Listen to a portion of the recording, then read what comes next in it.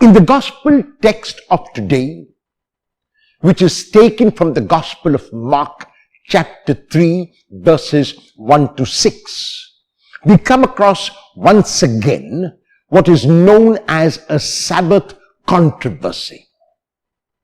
The Sabbath had a number of rules and regulations associated with it, and those rules and regulations were observed minutely. And so our scene in the gospel text of today is that it is a Sabbath day and Jesus is in a synagogue. In the same synagogue is a man with a withered arm. The man is not on the point of death. The man has possibly lived with that withered arm for a long time and could possibly live with the withered arm for one more day.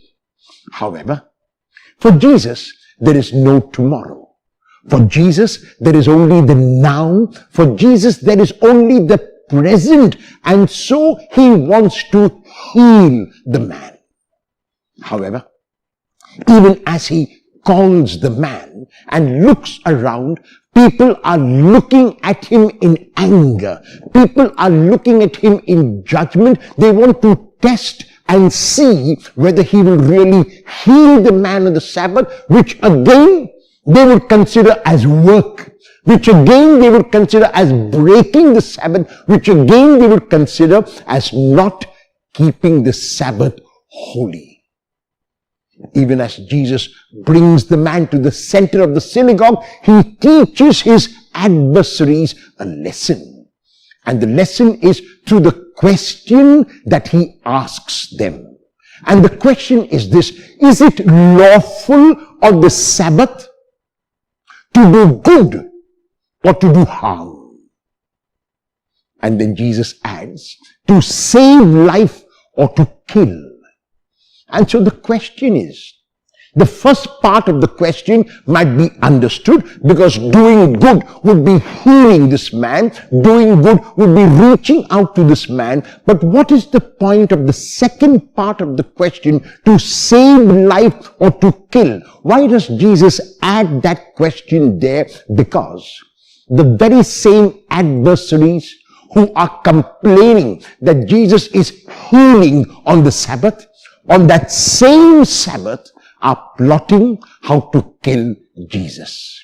And that is why he raises this question to ask them for an introspection, to ask them to go deep into their minds and hearts to really find out what they are complaining about. Are they complaining merely out of jealousy, which it seems is the case?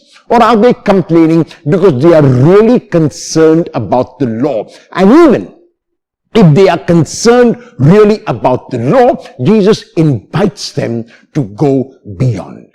And even as the man is brought to the center, Jesus will not let the law control him. He is beyond the law because love is always beyond the law. He asks the man to stretch out his withered arm.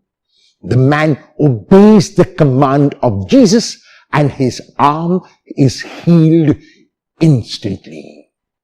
It is because of this healing that his adversaries go out on the same Sabbath to plot to destroy him. It is very easy for us to point a finger at the adversaries of Jesus and ask and say how hard-hearted they were.